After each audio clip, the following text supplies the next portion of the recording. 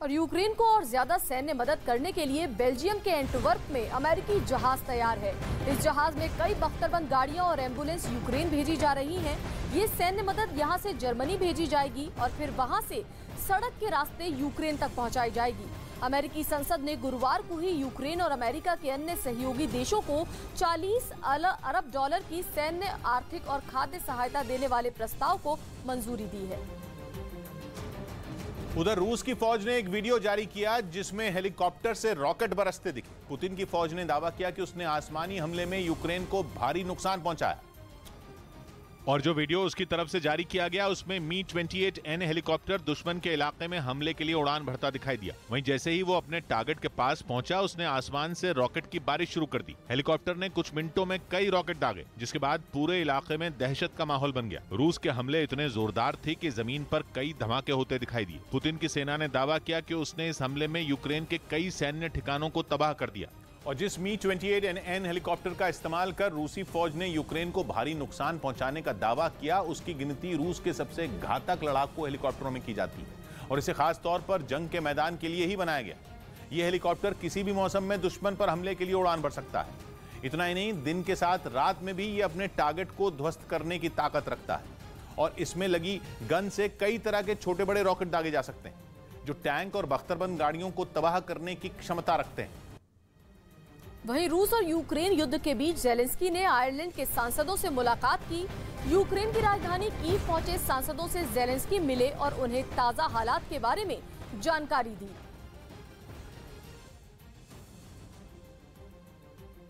Ukraine की सरकार ने एक वीडियो जारी किया जिसमें रूसी सेना के सैनिक शहर के कुछ लोगों को बंदूक की नोक पर बंदी बनाकर ले जाते दिखे। दावा किया गया कि यह वीडियो उसी बुचा शहर का है जहां कुछ दिनों पहले नरसंहार हुआ था। और यूक्रेन ने रूसी सैनिकों पर आरोप लगाए थे कि उन्होंने युद्ध के बीच आम लोगों को निशाना बनाया। सामने आए वीडियो में 2 सैनिक सड़क से 9 लोगों को बंदूक की नोक पर ले जाते दिखाई दिए। दावा किया गया कि ये रूस के जवान थे और वो यूक्रेन के इन लोगों को मारने के लिए एक इमारत में ले जा रहे थे। वीडियो में सैनिकों के साथ सभी लोग सिर के पीछे हाथ रखकर गर्दन झुकाए नजर आए। वहीं उनके पीछे एक और जवान बंदूकें ताने दिखाई दिया जो आगे चलने का इशारा कर रहा था। बताया गया कि इसके बाद रूसी सैनिकों ने सभी को एक बिल्डिंग में ले जाकर गोली मार दी। और दावा है कि कुछ दिनों बाद जिस इमारत में लोगों को लेकर रूसी जवान गए थे वहीं से सभी के शव बरामद हुए। इसीलिए रूसी फौज पर आरोप लगाया गया कि उन्होंने ही उनकी हत्या की। और इसके बाद तो पूरी दुनिया में बुचा नरसंहार की बात होने लगी। दावा किया गया कि रूसी सैनिकों ने इसी तरह से शहर के सैकड़ों लोगों को मौत के घाट उतारा। वहीं यूक्रेन ने दावा किया था कि शहर के अलग अलग इलाकों से 1000 से ज्यादा लोगों के शव बरामद हुए थे। आरोप था कि रूसी सैनिकों ने शवों को जमीन के अंदर छिपा दिया था। बताया गया शहर पर कब्जे के समय रूसी सेना ने लोगों की हत्या की थी। हालांकि रूस लगातार अपने सैनिकों पर लगे आरोपों को गलत बताता रहा है। एक और जहां रूस ने यूक्रेन पर हमले तेज कर दिए हैं, तो वहीं रूस पर यूक्रेन भी जोरदार पलटवार कर रहा है। यूक्रेन की सेना ने रूस के सप्लाई काफिले को हमला करके तबाह कर दिया। यूक्रेन की सेना ने लुहांस्क में रूसी सेना के काफिले की गाड़ी को तबाह किया।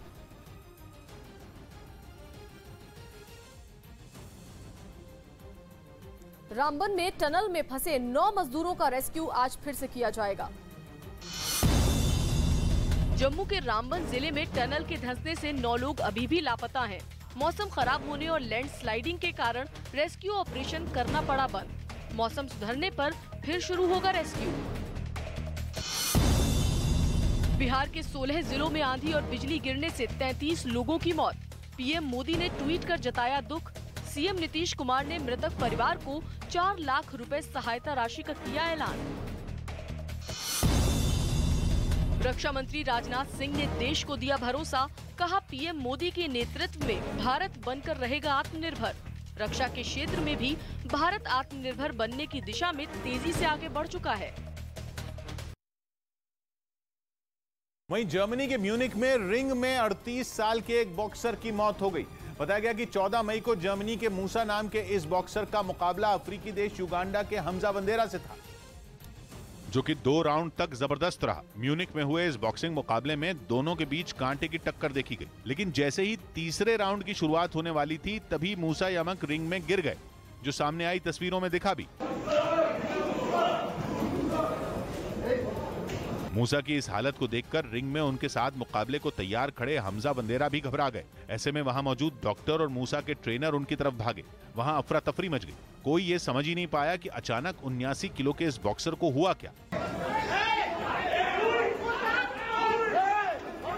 आनंद फानन में मूसा यामक को अस्पताल ले जाया गया, जहां डॉक्टर ने यह घोषित कर दिया कि उनकी जान जा चुकी है। कहा जा रहा है कि मूसा यामक की मौत दिल का दौरा पड़ने से हुई। रूस ने फिनलैंड की गैस सप्लाई को रोक दिया है। फिनलैंड की सार्वजनिक स्वामित्व वाली ऊर्जा कंपनी गैसम ने कहा है कि रूस ने फिनलैंड को प्राकृतिक गैस की सप्लाई रोक दी है। बताया जा रहा है कि रूस ने ये कदम फिनलैंड की ओर से रूबल में भुगतान करने से मना करने पर उठाया। कुछ लोग ये भी मान रहे हैं कि नेटो की सदस्यता के लिए फिनलैंड के आवेदन से रूस नाराज है और इसी वजह से उसने ये कदम उठाया है।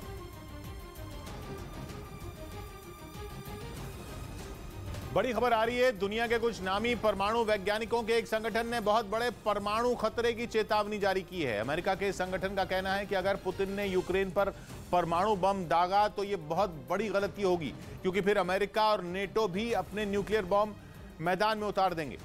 यूक्रेन पर हमला करने के बाद रूस कई बार अपने परमाणु हथियारों की धमकी दे चुका है, जिसकी वजह से पूरी दुनिया सख्ते में है कि कहीं न्यूक्लियर वॉर छिड़ ही न जाए। लेकिन बड़े परमाणु वैज्ञानिकों के भी यही डर जताने के बाद खतरा बहुत बड़ा हो गया है। जसप्रीत हमारे साथ कीव से जुड़ रही हैं। जसप्रीत, क्या पता चल रहा है वहां पर?